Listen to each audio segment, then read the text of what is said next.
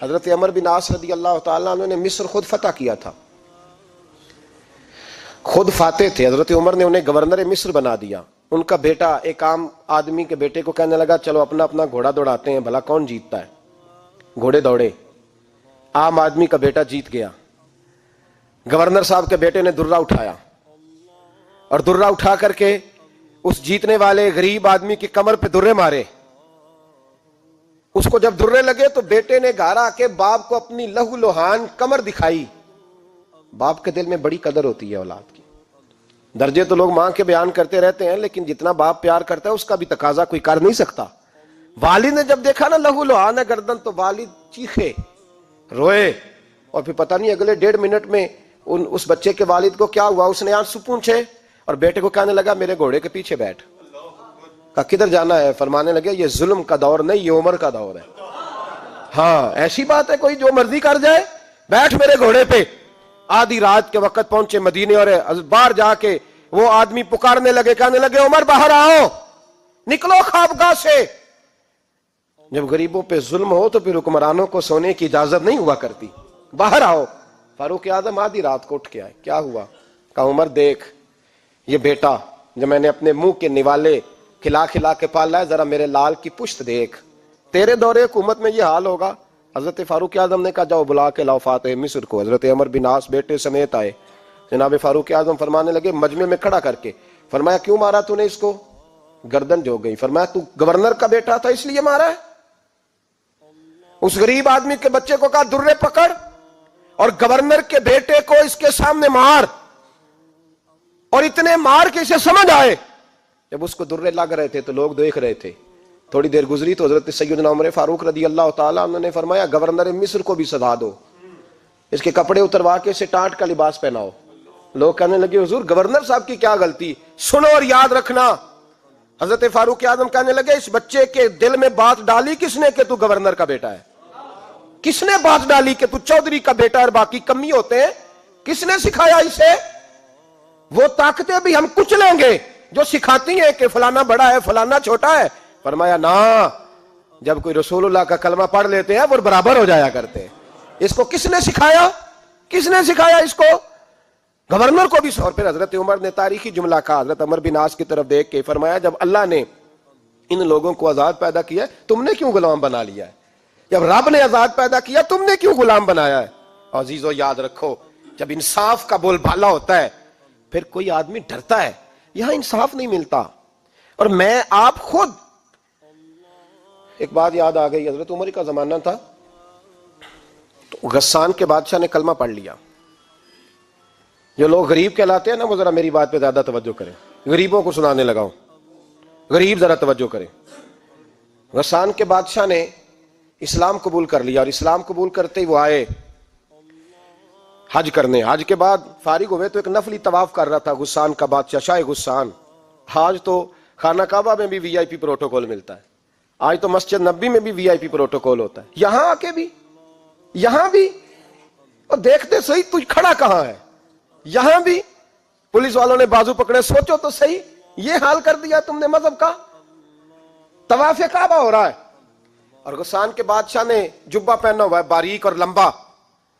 وہ طواف کعبہ کر رہا تھا تو ایک غریب آدمی کا پیر اس کے جبے پہ آ گیا.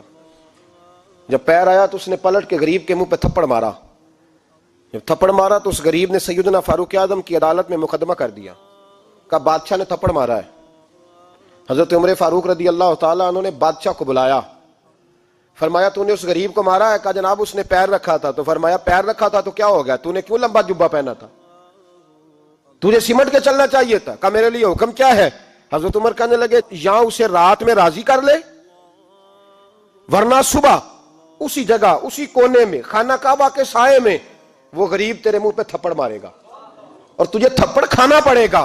غریبوں سنو سنو، ساری رات وہ غسان کا بادشاہ غریب کی منت کرتا رہا تو راضی ہو جا. غریبوں تم سے شکوہ ہے، تم 2-4 لاکھ پہ راضی ہو جاتے ہو. غریبوں تم سے شکوہ ہے، تم انصاف ہونے نہیں دیتے. غریبوں تم تھوڑی تھوڑی بات پہ مطمئن ہو جاتے ہو. تھوڑی تھوڑی بات، جتنے غریب تن ہیں لباسوں سے دور دور اتنی ہی چادریں میں مزاروں سے چھین لوں، اور جتنے غریب گھر ہیں اجالوں سے دور دور اتنی ہی روشنی میں ستاروں سے چھین لوں. اتنی تو ہمتیں ہو میری کم سے کم بلند کہ شاہوں کے تاج فقط اشاروں سے چھین لوں. تمہاری زیادتی ہے, تم نے ظلم پروان چڑھایا ہے. جب تم چودھری کے کہنے پر ایم این اے کے کہنے پہ راضی ہو جاتے ہو, تم انصاف ہونے نہیں دیتے. ڈٹنا سیکھو, کھڑے ہونا سیکھو. جب اسے کہا نا راضی ہو جا, تو وہ غریب کہنے لگا میں راضی ہو جاؤں اور کل تو کسی اور کو بھی تھپڑ مارے. فرمایا جتنی تیرے پاس دولت ہے لا کے قدموں میں رکھ. ہم دولتوں کی پرواہ اس لیے نہیں کرتے کہ ہم نے محمد عربی کا چہرہ دیکھا ہوا ہے. اب میری نگاہوں میں جچتا نہیں کوئی, اس لیے کہ جیسے میرے محبوب ہیں ویسا نہیں. تم اثر لینا چھوڑ دو, تم اثر بڑا لیتے ہو. ہاں تمہارے اوپر چیزیں اثر انداز ہوتی ہیں, اس لیے انصاف نہیں ہوتا. ڈٹنا سیکھو, کھڑے ہونا سیکھو. جو بھائی ڈٹ جاتا ہے نا وہ بڑے کمال کر جایا کرتا ہے. ساری رات مناتا رہا. حضرت عمر سے کہنے لگا وہ نہیں مانتا, تو جناب عمر کہنے لگا پھر تیاری کر لے. ہم بادشاہ نہیں دیکھیں گے, دولت نہیں دیکھیں گے, ہم رسول اللہ کا دین دیکھیں گے, ہم نبی پاک کا نظام دیکھیں گے. وہ بادشاہ رات کو دوڑ گیا, بھاگ گیا, جا کے عیسائی ہو گیا. لوگوں نے کہا اتنا قیمتی آدمی عمر نے ضائع کر دیا. فرمایا چپ کرو, میں نے کوئی چیز ضائع نہیں کی, میں نے تو اپنے رسول کا دین بچا لیا ہے. کوئی شے ضائع نہیں ہوئی. عدل جب تک, میں پھر کہوں گا, اس عدل کے نقصان میں ہر آدمی برابر کا شریک ہے. ہم عدل ہونے نہیں دیتے, ہم عدل قائم نہیں کرتے. ہمارا تقاضا ہی نہیں کہ عدل ہو, ہم اپنے آپ کو عدل کے لیے پیش ہی نہیں کرتے, مزاج ہی نہیں. حضرت علی المرتضیٰ ایک جری انسان تھے, اور وہ علی تھے جن پر انسانیت رشک کرتی ہے. اور مولا علی وہ ہستی تھے کہ میرے مصطفیٰ کریم صلی اللہ تعالی علیہ وسلم نے فرمایا اس کے دیدار کو تو فرشتے بھی آیا کرتے. نا بڑا آدمی, اور پھر امیر المومنین خلیفۃ المسلمین حضرت علی. خود مولا علی نے حضرت قاضی شریح کو قاضی بنایا, چیف جسٹس بنایا, اپنے ہاتھوں سے تعیناتی کی. حضرت مولا علی رضی اللہ تعالیٰ عنہ کی زرہ گم ہو گئی. کافی دیر گزر گئی تو ایک یہودی کے پاس وہ زرہ آپ کو نظر آئی. حضرت علی نے ڈائریکٹ اس سے چھین نہیں لیا, حالانکہ امیر المومنین تھے. ہمارے ہاں ڈنڈا بھی بڑا چلتا ہے نا, جو طاقتور ہوتا ہے وہ تو تھانے جاتا ہی نہیں, اس کو ضرورت نہیں, اس نے تو بندے رکھے ہوئے ہیں, اس کو تو پتہ ہے کام کیسے لینا ہے. لیکن حضرت علی نے آئینی رستہ اختیار کیا, قانونی رستہ. قاضی صاحب کی عدالت میں مقدمہ کیا کہ فلاں یہودی کے پاس میری زرہ ہے اور وہ چوری ہو گئی تھی, گر گئی تھی, گم گئی تھی, مجھے دلائی جائے. قاضی صاحب نے بلا لیا یہودی کو, امیر المومنین بھی کٹہرے میں. قاضی صاحب کہنے لگے اس سے کہ زرہ تیری ہے؟ اس نے کہا جی میرے پاس ہے تو میری ہے. قاضی صاحب کہنے لگے حضرت علی سے گواہ آپ کو دینے پڑیں گے کیونکہ مقدمہ آپ نے کیا ہے, اگرچہ وہ امیر المومنین ہے. توجہ ہے بھائیوں کی, سمجھ آ رہی ہے باتوں کی؟ گواہ امیر المومنین آپ نے دینے ہیں کیونکہ مقدمہ آپ نے دائر کیا. تو حضرت علی کہنے لگے میرا بیٹا حسن گواہی دے گا کہ میری ہے, اور میرا غلام کمبر گواہی دے گا. قاضی صاحب کہنے لگے حضور ان کی گواہی درست تو ہے پر میں نہیں تسلیم کرتا, اس لیے کہ بیٹے تو باپ کے حق میں بولا ہی کرتے ہیں, نوکر تو آقاؤں کے حق میں بولتے ہی ہیں. جائیں کوئی غیر جانبدار بندہ لے کے آئے جو گواہی دے.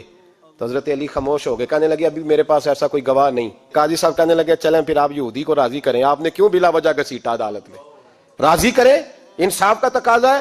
تو حضرت علی قریب گئے, کہنے لگے بھیا ناراض نہ ہونا, زرہ تو میری ہے, ناراض نہ ہونا, میں نے غلط مقدمہ نہیں کیا. وہ علیحدہ بات ہے کہ میرے پاس گواہ نہیں تو میں کوئی بے انصافی نہیں کر سکتا, تو میرے ساتھ چل تجھے کھجوروں کا حلوہ کھلاتا ہوں تاکہ تو راضی ہو جائے. وہ یہودی کہنے لگا میں نے قاضی صاحب کا انصاف دیکھا اور جناب علی کا انصاف کے لیے کھڑا ہونے دیکھا تو میں مولا علی کے قدموں میں بیٹھ گیا. میں نے کہا علی جب تیری یہ شان ہے تو محمد عربی کا کیا مقام ہوگا. میں نے کلمہ پڑھنا شروع کر دیا. دیکھیں نا تقاضا پورا کیا ہے حضرت علی نے. تو وہ کہنے لگا علی تیرے انصاف کے رنگ نے نا, جملہ یاد رکھنا, کہنے لگا یہودی علی تیرے انصاف کے اس رنگ نے میرے دل سے کفر کی میل دور کر دی, تیرے عدل نے میرا کفر توڑ دیا, کفر. لیکن شرط دیکھیں نا, غریب آدمی ابو ایوب انصاری, ماڑے بندے, اب تو پیر اور مولوی بھی گنجائش نہیں نہ دیتا کسی کو بولنے کی. تو سیاست دان تو اللہ ہی کی پناہ, وہ تو پتہ نہیں کس طرح سوتے ہیں رات کو, اللہ ہی جانتا ہے. پتہ نہیں کس طرح اپنے آپ کو مطمئن کر کے وہ زندگیاں گزار رہے ہیں, خدا ہی بہتر جانتا ہے. حضرت عمر فاروق جیسا دلیر اور جرری آدمی جمعہ پڑھانے مسجد میں داخل ہوئے تو جناب ابو ایوب انصاری دروازے پہ کھڑے ہو گئے, کہنے لگے عمر تیرے نوکر نہیں, ٹائم پہ آیا کر, بڑی دیر سے کھڑے ہیں. کیوں دیر سے آیا ہے؟ بڑے جلالی تھے نا حضرت عمر, لیکن وہ جلالی اس وقت تھے جب کوئی ظلم کرتا تھا, اور ذات کے لیے جلالی نہیں تھے. کہا وقت پہ آیا کر, کو ملازم نہیں تیرے. تو سیدنا فاروق اعظم منبر پہ چڑھے اور فرمانے لگے اللہ ابو ایوب انصاری کا بھلا کرے، جب تک اس طرح کے لوگ موجود ہیں کوئی بادشاہ بگڑے گا نہیں، اللہ اس کا بھلا کرے، اس نے میری توجہ صحیح۔ اور پھر عمر رو پڑے، رو کے فرمانے لگے مسلمانوں معاف کر دو، غلطی کوئی نہیں، میرے پاس کرتا ایک ہی ہے، اور عبداللہ کی ماں نے وہ دھو کے خشک ہونے کو ڈال دیا تھا، غریب ہوں، کرتا دوسرا کوئی نہیں، تو وہ ذرا نا خشک ہونے میں آ کے دیکھ لو ابھی بھی گیلا ہے، مجھے معاف کر دو، میری غلطی نہیں ہے۔ صحابہ درد کے ساتھ رونے لگے اور کہنے لگے اللہ اس طرح کے حکمران ہمیشہ عطا کرتا رہے۔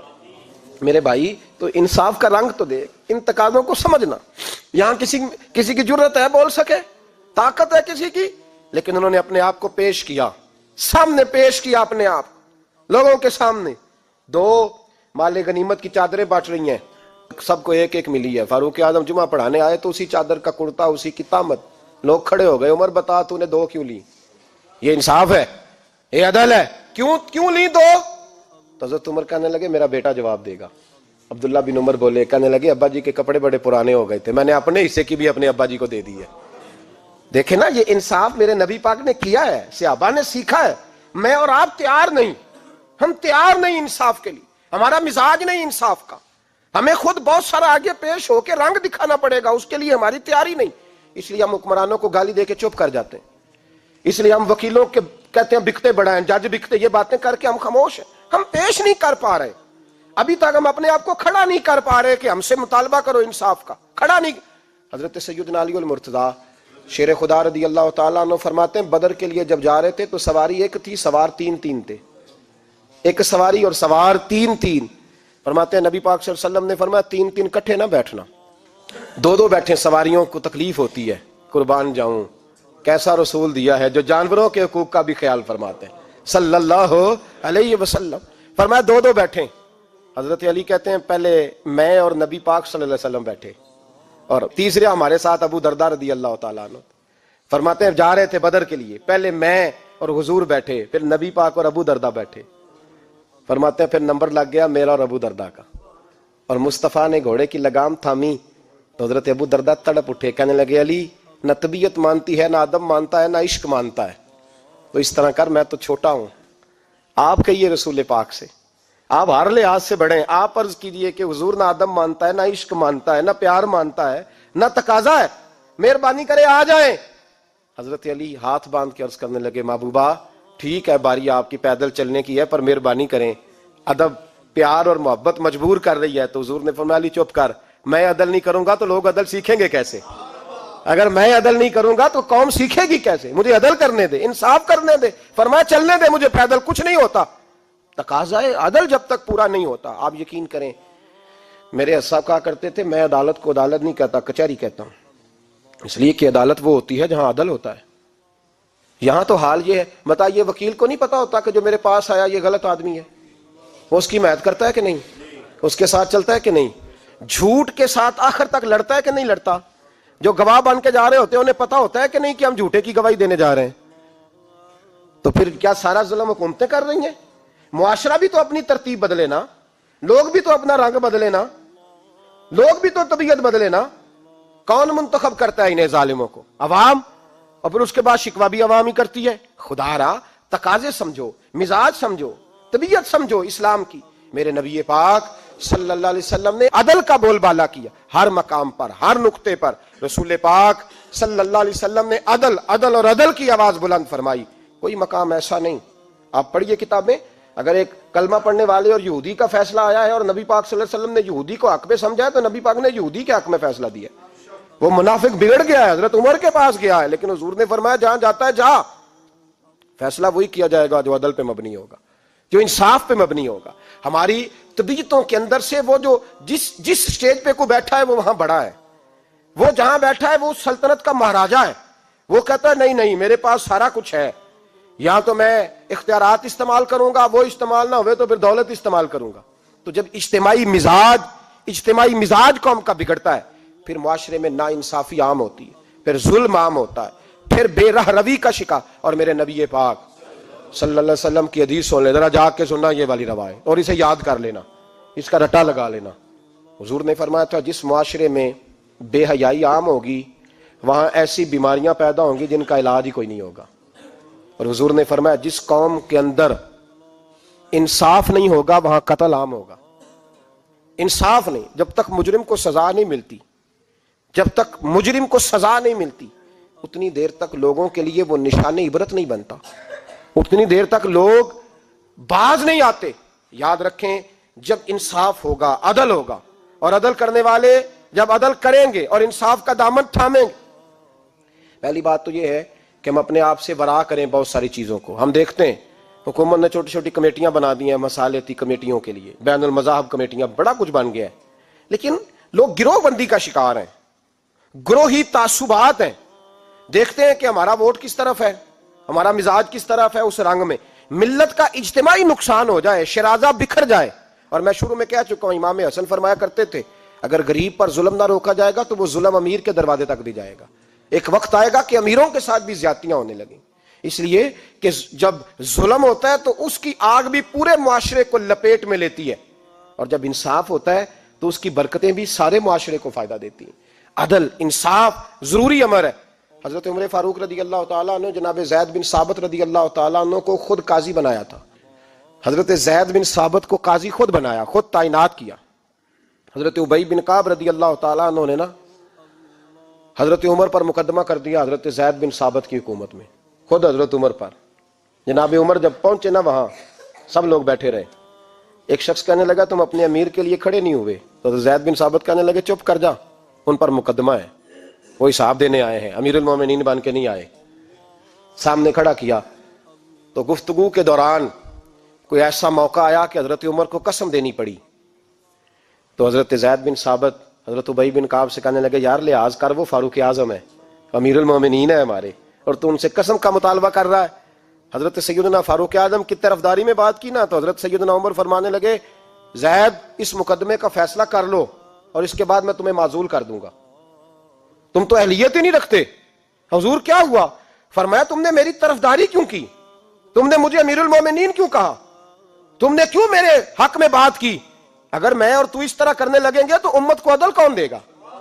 اگر میرا اور تیرا یہ رنگ ہو جائے گا، کیوں تو نے مجھے امیر المومنین کہا؟ اس وقت میں اپنی صفائی دینے آیا ہوں، عمر بن خطاب سے زیادہ میرا کوئی تعارف نہیں ہونا چاہیے، کیوں تم نے یہ لفظ کہے؟ اور فرمایا اگر مجھ پر قسم آئے گی اور جو میرے اوپر لاگو ہوگا مجھے وہ کام کرنے کا تمہیں حکم کرنا چاہیے تھا.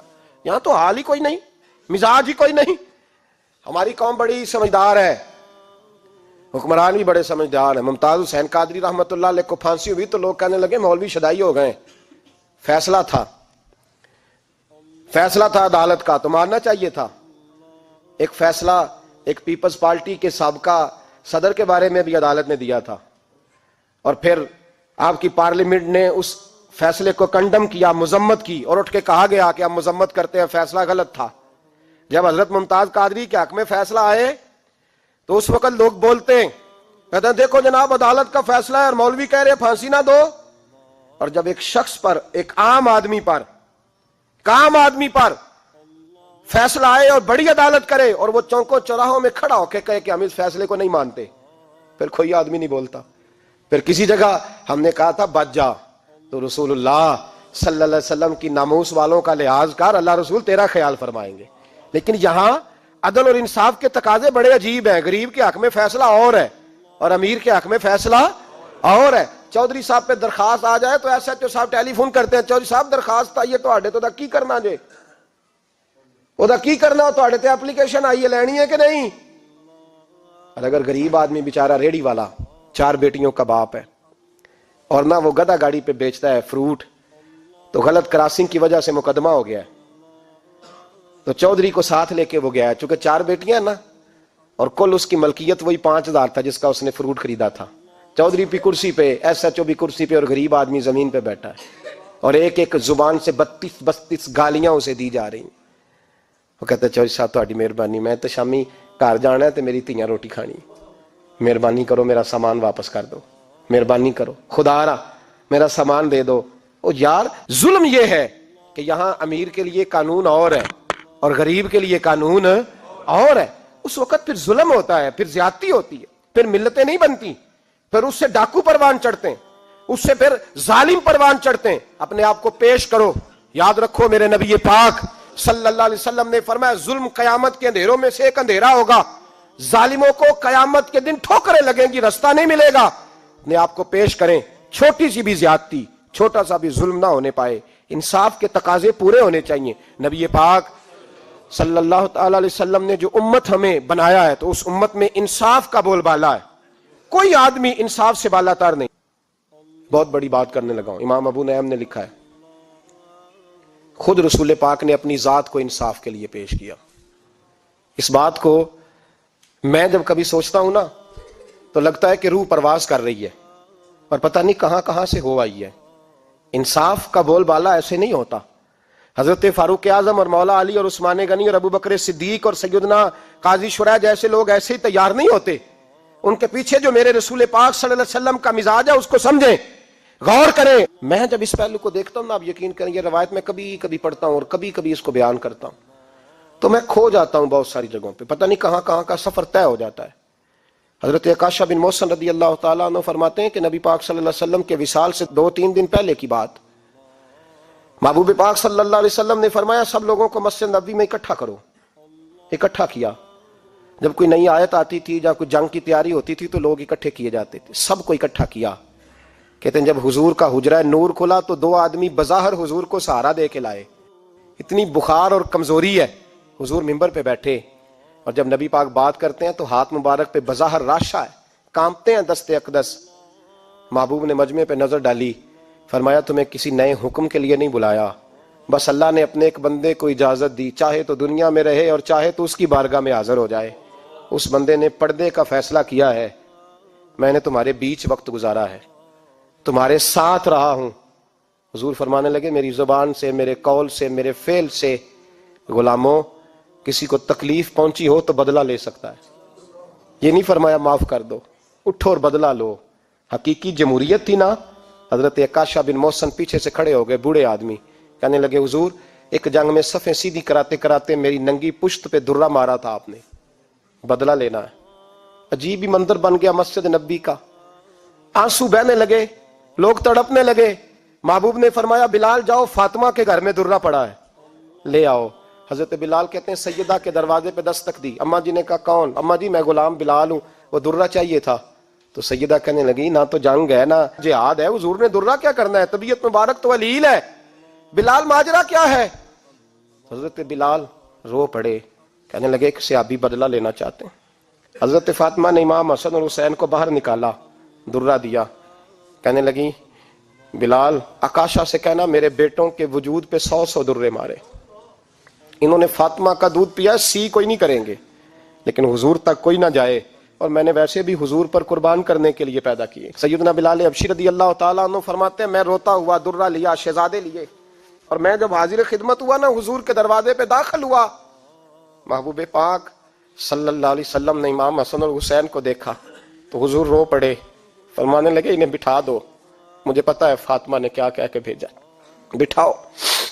شہزادے بیٹھ گئے. میرے محبوب پاک علیہ السلام نے فرمایا عکاشہ کو درہ دو. حضرت عکاشہ کہتے میں درہ لے کے آگے بڑھا تو کسی نے میرا پیر تھاما. جب میں نے نیچے دیکھا تو ابو بکر صدیق تھے. کہنے لگے یار میری کمر پہ مار, حضور کے قریب نہ جانا. نبی پاک نے فرمایا صدیق ہٹ جا یار بیچ میں سے آنے دے. کہتے میں ذرا آگے بڑھا تو مولا علی شیر خدا نے میرا پیر تھاما. عکاشہ نہ کر, میں نے کہا آنے دو. محبوب فرمانے لگے علی ہٹ جاؤ, اسے آنے دو. حضرت علی شیر خدا بھی ہٹ گئے. جناب عکاشہ قریب آئے, کہا حضور ذرا کمر سے کپڑا تو ہٹائیں, میری پشت اس وقت بغیر کپڑے کی تھی. محبوب نے کپڑا ہٹایا اور جناب عکاشہ نے درہ جو اٹھایا تو صحابہ کی چیخیں نکل گئی, رونے لگے اور نہ کرنا یار نہ کرنا. جناب عکاشہ نے درہ دور پھینکا اور حضور کے وجود کو چومنے لگے. کہنے لگے کس نے درہ مارنا تھا, میں تو جاتے جاتے حضور کا بوسہ لے کے اپنے لیے جنت اکٹھی کرنے جا رہا تھا. میرے محبوب پاک صلی اللہ علیہ وسلم نے فرمایا جس نے جنتی دیکھنا ہو میرا عکاشہ دیکھے.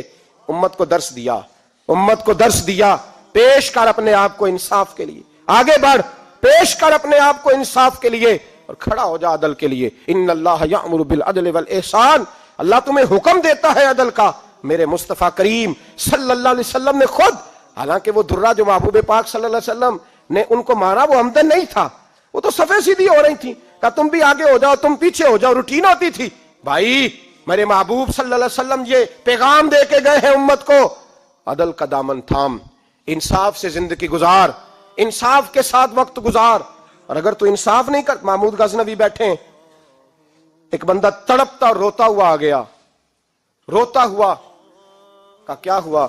کہنے لگا حضور میں غریب ہوں۔ اور ایک بات اس طرح بھی ملتی ہے کہ عورت تھی اور بی بی آ کے کہنے لگی حضور میں غریب نہیں ہوں، 3-4 بیٹیوں کی ماں ہوں، خامد فوت ہو گیا، شاہی خاندان کا ایک نوجوان میرے گھر آتا ہے اور میری بیٹیوں کے ساتھ ظلم کرتا ہے، مہربانی ہو جائے۔ محمود غزنوی کہنے لگے تو جا، سپاہیوں سے کہنے لگے بی بی دوبارہ آئے تو میں سویا ہوا بھی ہوں تو مجھے اٹھا لینا۔ کہا جیسے ہی وہ تمہارے گھر میں آئے مجھے بتانا۔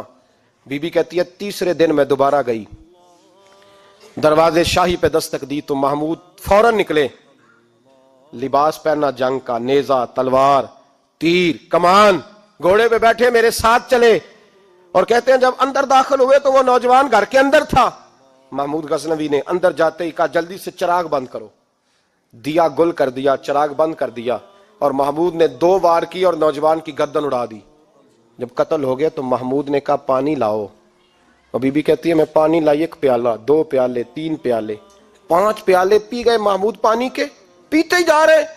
میں نے کہا بادشاہ کیا ہوا؟ تو محمود رونے لگا، کہنے لگا تجھے انصاف مل گیا نا؟ کہا مل گیا۔ تو محمود کہنے لگے یہ میری سگی بہن کا بیٹا تھا اور میری بیوہ بہن کا اکیلا بیٹا تھا۔ جب تو میرے گھر آئی کہ شاہی خاندان کا نوجوان آتا ہے تو میں نے تحقیق کی تو مجھے پتا چلا کہ وہ تو میرا اپنا بھانجا ہے۔ میں نے قسم کھائی تھی کہ جب تک تجھے انصاف نہیں ملے گا میں پانی نہیں پیوں گا، پانی نہیں پیوں گا۔ پانی اس لیے مانگا ہے کہ پیاس سے مر رہا ہوں، اور دیا اس لیے بند کیا ہے کہ بہنیں بڑی پیاری ہوتی ہیں نا، اور پھر بہن بیوہ ہو اور بیٹا اس کا یتیم ہو اور اکیلا ہو پھر رنگ اور ہوتا ہے نا، اس لیے چراغ گل کر کے میں نے اسے قتل کیا ہے کہ اگر مارنے لگوں تو کہیں بہن کا چہرہ نہ میری آنکھوں کے سامنے آئے، کہیں بھانجے کا تصور دیکھ کر میں اسے چھوڑ نہ دوں۔ ان اللہ یأمر بالعدل والاحسان، جب تک عدل اور انصاف ہوتا رہتا ہے معاشرہ سکون سے بھرا رہتا ہے۔ یاد رکھو جس معاشرے میں عدل نہیں ہوتا، جس معاشرے میں انصاف نہیں ہوتا، جس معاشرے کے اندر لوگ اپنے آپ کو بالا تر سمجھنے لگتے ہیں، جس معاشرے کے اندر ہمارا تو یہ حال ہے کہ باہر سے آ کر ہمارا دشمن حملہ کر کے لوٹ جاتا ہے، ہمیں پتہ ہی نہیں چلتا، بس ٹھیک ہے مار گئے چھٹی ہو گئی۔ جس معاشرے کی بے حسی کا یہ عالم ہو کہ درجنوں لوگ قتل ہوں، اور میں دکھ سے یہ باتیں کرتا ہوں، دکھ سے۔ ایک دن نا اخبار پہ 4 قتلوں کی خبر بھی لگی ہوئی تھی اور ایک سیاستدان کی ممکنہ شادی کی خبر بھی لگی ہوئی تھی۔ کلیجہ پھٹتا ہے بات کرتے، وہ خبر اتنی چھوٹی سی تھی کہ آج ضلع لاہور میں 4 لوگ قتل ہو گئے، وہ خبر اتنی چھوٹی تھی، اور ایک سیاستدان نئی مداری کرنے لگا ہے، اس کی خبر بڑی تھی۔ اور قوم وہ ٹھیک ہے، پڑھنے والا بھی ایسا ہی ہے، میری طرح کے لوگ، انہوں نے وہ کہا وہ قتل تو روز ہوتے رہتے ہیں، یہ عام سے لوگ ہیں، غریب لوگ، یہ گاجر مولی ہیں، کوئی برج نہیں، کٹ گئے تو یہ شادی کی خبر بڑی ہے، اس پہ تبصرہ ہونا چاہیے۔ اسی وقت پھٹے آباد ہو جاتے ہیں، چونک آباد ہو جاتے ہیں، بحث شروع ہو جائے، 4 آدمی قتل ہو گئے، ٹھیک ہے معاذ اللہ، مسئلہ ہی کوئی نہیں۔ اتنی بے حسی، اس قدر زیادہ سفاکیت، اور قومی میڈیا مداری گروں کی خبریں بڑی دیتا ہے، اور جو بیچارے قتل ہو گئے سر راہ، جن کی رپٹ بھی پتہ نہیں کب درج ہوگی، اور جن کے بارے میں پہلی کاروائی کا آغاز بھی پتہ نہیں کب ہوگا، ان کی خبریں چھوٹی ہیں۔ ہم تو اس طرح ہیں جیسے کوئی مداری لگائے گا تو ساری قوم وہاں اکٹھی ہو جائے گی، یہ سنجیدہ قوموں کا وتیرہ نہیں۔ او بھائی، ہم پاکستانی، پنجابی، یہ سارا کچھ بعد میں ہے، سب سے پہلے ہم رسول اللہ کے غلام ہیں۔ ہمارے مزاج کے اندر وہ سارا کچھ ہونا چاہیے جو ہمارے نبی نے ہمیں عطا فرمایا ہے، ہمیں ان ساری چیزوں کو سیکھنا چاہیے جو رسول پاک نے ہمیں عطا فرمائی ہیں۔ اپنے مزاج کو تبدیل کریں، انصاف کا آغاز کریں، اور اگر کبھی غلطی ہو جائے تو ڈٹ کے کہیں ہو گئی، اپنے آپ کو پیش کریں۔ حضرت علی شیر خدا رضی اللہ تعالیٰ عنہ فرمایا کرتے تھے جسے دنیا میں سزا ملے گی اللہ دوبارہ قیامت میں نہیں دے گا، اس لیے کہ میرا رب بڑا کریم ہے۔ آپ فرمایا کرتے تھے وہ بڑے قیمتی لوگ ہیں جو دنیا میں سزا لیتے ہیں لیکن آخرت کی سزا سے بچ جایا کرتے ہیں۔ یہاں اگر اپنے آپ کو پیش کر لیا جائے، یہاں اگر انسان اپنے آپ کا محاسبہ کر لے، اس جگہ عدل قائم کر لے، صبح قیامت اس کے لیے آسانی ہو جائے۔ غریب سے لے کر امیر تک جو جس جگہ بیٹھا ہے، جس منصب پہ بیٹھا ہے، اسے تقاضا عدل قائم کرنا چاہیے۔ اسے انصاف کا بول بالا کرنا چاہیے، اسے ہر مقام پر یہ سوچنا چاہیے کہیں ایسا تو نہیں کہ میں بے انصاف ہوں۔ اور یاد رکھیں انصاف انصاف ہوتا ہے، نہ انصاف کی آنکھیں ہونی چاہیے اور نہ انصاف کا دل ہونا چاہیے۔ وہ دیکھے نہ کہ سامنے کون ہے، اور اس کا دل اگر دھڑکے تو صرف انصاف کے لیے دھڑکے، کسی اور کے لیے دھڑکنا نہیں چاہیے۔ اسے بالکل فیصلہ کرنا چاہیے، جو بھی سامنے آئے اسے فیصلہ کرنا چاہیے۔ اپنے آپ کو پیش کرنا سیکھیں، معاشرے میں انصاف کرنا سیکھیں، عدل کرنا سیکھیں۔ ہمارے ہاں انفرادی سطح پہ جب شروع ہوگا یہ کام، انفرادی سطح پہ، پھر وہ اجتماعی، آپ یقین کریں لوگ گفتگو کی حد تک بھی انصاف نہیں کرتے۔ کوئی آدمی اگر صحیح کہہ رہا ہے نا بات، لیکن ہمارے مفادات کو ٹھیس پہنچ رہی ہے تو اس کی مخالفت کرنا ہم ضروری سمجھتے ہیں، کہتے ہیں بات صحیح کر رہا ہے، پر چونکہ میرے مفادات کی نہیں، لہذا میں اس کو اس بات میں آگے بڑھنے کی اجازت نہیں دوں گا۔ 2-4 دن پہلے ایک صاحب مجھے سمجھانے لگے، کہنے لگے معاملات تھوڑے آگے بڑھ رہے ہیں، اب تو چیزیں بڑی ساری صحیح ہو گئی ہیں، علماء کو نرمی کرنی چاہیے۔ اور میں نے کہا کس بات کی نرمی؟ ہماری آواز تو اتنی مؤثر ہے ہی نہیں، ہم نے تو کبھی دعویٰ ہی نہیں کیا کہ ہماری وجہ سے بڑا انقلاب آ رہا ہے۔ اگر کونوں میں بیٹھ کے مسجدوں میں رسول اللہ کے نام کی دعائی دیتے تو اتنا تو موقع دو نا، ہمیں کم از کم اتنا تو کرنے دو۔ اور وگرنہ اگر ہم سے پوچھو تو مرحوم کہہ گئے تھے جتنے غریب گھر ہیں اجالوں سے دور دور، اتنی ہی روشنی میں چراغوں سے چھین لوں، اور جتنے غریب تن ہیں لباسوں سے بے نیاز، اتنی ہی چادریں میں مزاروں سے چھین لوں۔ اتنی تو ہمتیں ہوں میری کم سے کم بلند کہ شاہوں کے تاج فقط اشاروں سے چھین لوں۔ عدل رہے گا تو امن رہے گا، عدل رہے گا تو سکون رہے گا، عدل رہے گا تو معاشرہ بنے گا، اور انسان رہیں گے۔ اور اگر بے انصافی ہوگی تو بھیڑیے پلیں گے، درندے پلیں گے۔ یاد رکھنا انسانوں کی بستی اس وقت تک قائم رہتی ہے جب تک اس میں انصاف رہتا ہے، اور جب انصاف رخصت ہوتا ہے پھر بھیڑیوں کا راج ہوتا ہے۔ اگر چاہتے ہو کہ دنیا میں انسان رہے پھر انصاف کرنا پڑے گا، اور اگر بھیڑیوں کو موقع دینا ہے تو ٹھیک ہے، پھر کسی طرف نہ دیکھیں، اپنے آپ کو سجائیں سواریں، دل کو روشن کریں، ادھر بڑھیں جدھر انصاف زیادہ ہے۔ اللہ اپنے محبوب کی سچی غلامی عطا فرمائے۔ آخر دعوانا الحمدللہ۔